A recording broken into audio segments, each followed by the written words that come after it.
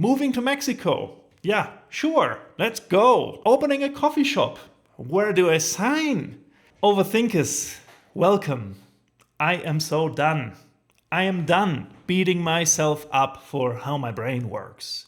Yeah, sure, I may take a week or longer to answer to a text message from a friend. But when I do, I actually do it well and I show up for them. I'm there for them. That's not a weird quirk that I have or a weird error my system has. No, that's how my brain is wired. And from talking to some people that have similar problems, I know I'm not alone. And I'm sure you also experienced some of this already.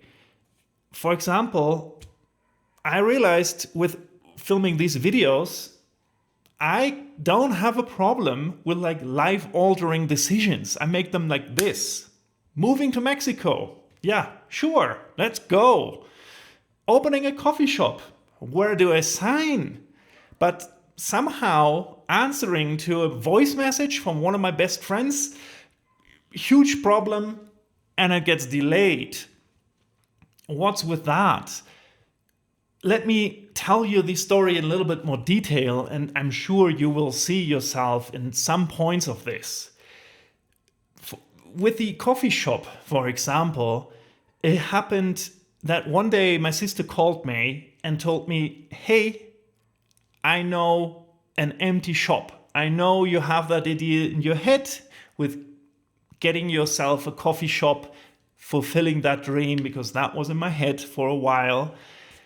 And I was right in that moment, I was in Mexico visiting my then girlfriend and her family, and I was living in Munich, and the shop was not in Munich. It was a different city in Germany. And I decided then, in my holidays, on the phone, yeah, I'm doing that. I'll quit my job, I'll move. No problem. I knew that. I was excited. I started walking back and forth. When I hung on the phone, I told my wife, hey, this is happening.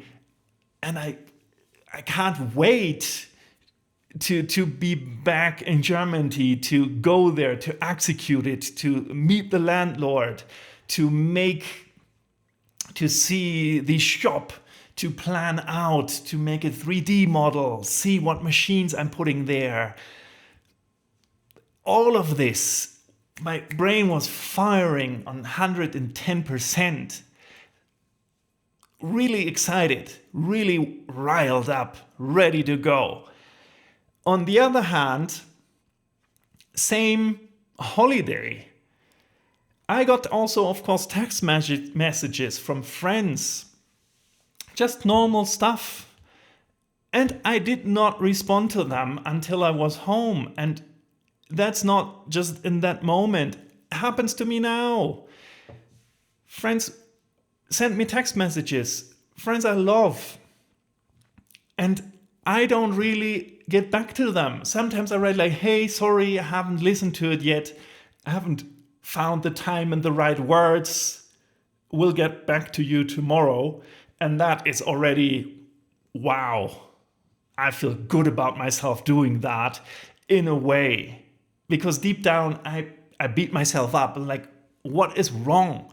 Why can't I just respond to this text? Why can't I just send an audio back?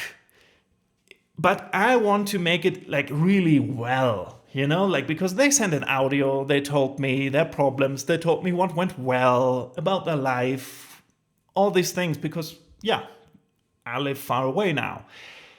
And I want to address every single point they made in my message. But then a week goes by and I'm like, now some time passed and I cannot just answer and not address that a lot of time passed. I need to find a good opening and explaining what happened. They know me, they're my friends, but that stops me from actually executing that. And why is that? What's happening? I found that out actually last year when I found out I have ADHD.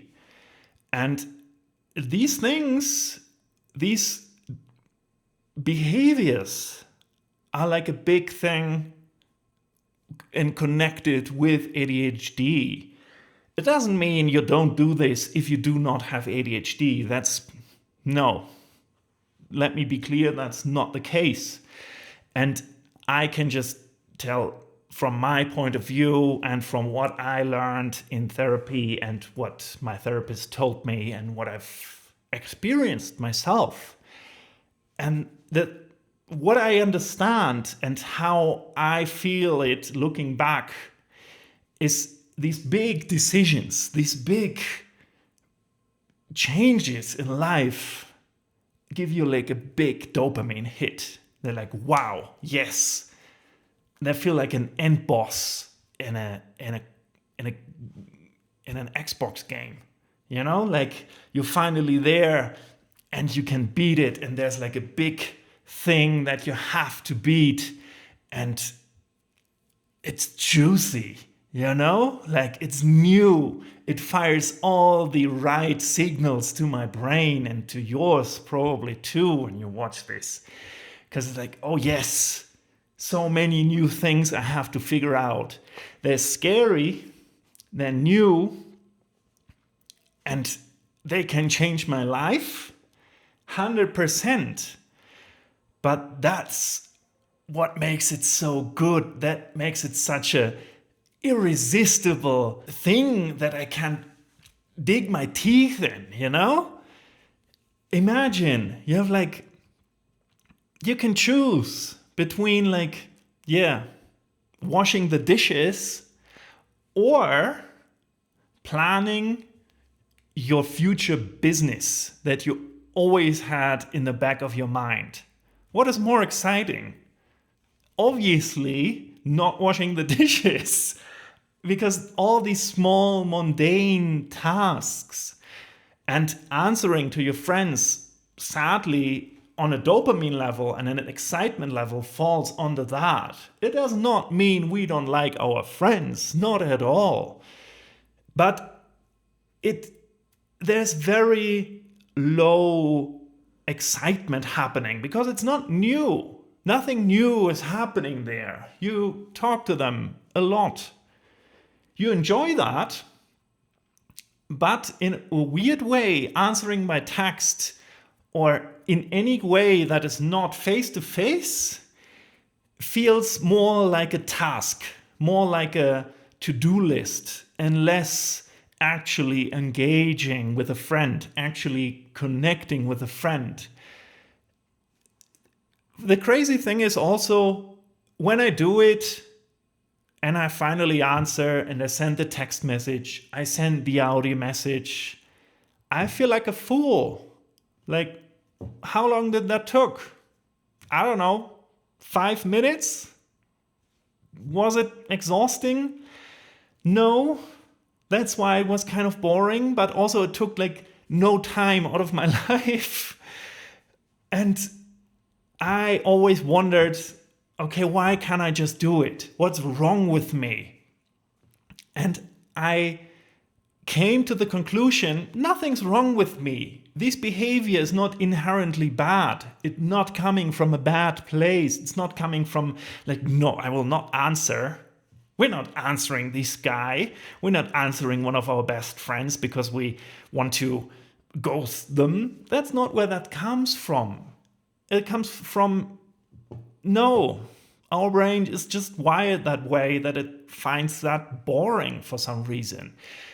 But we have to work with how our brain actually works, how it's wired, and accept that's a part of it.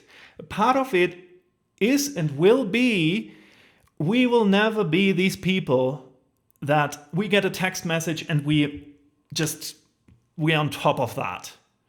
We are either answering in the next 60 seconds or 7 to 14 business days.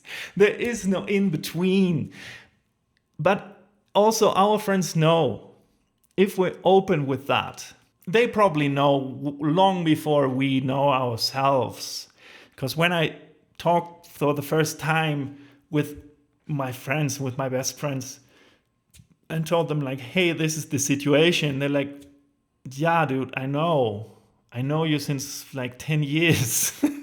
What do you, of course you don't do it because you don't like me. It's annoying. Yeah, it's annoying to never get really an answer quickly, but I know that. If I need an important answer, I'll call.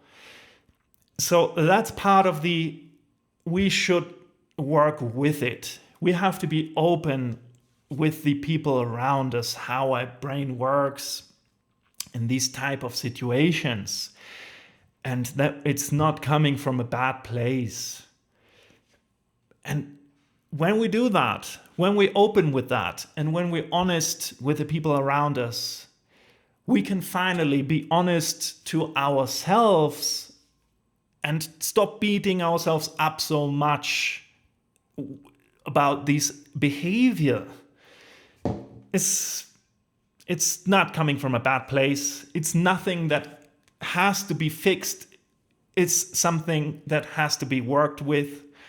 And for the biggest impact, we can be honest and we can find a system that works for us, that we can manage these things. We can really go for it. We can try to immediately text back and not let the small voice in our heads say, I need to do whatever, X, Y, Z first. And we can go immediately. And if that's not happening that day, don't beat yourself up. You're fine. You're good as you are. We are just wired differently, and that's okay. We're perfectly wired for like a hunter-gatherer, being in nature and being creative type of way, and not for what society is right now. And that's unfortunate, but it's okay. I meander a little bit now. I'm so sorry. Happy you're here. I wish you a wonderful day, and happy see you next time. Take care.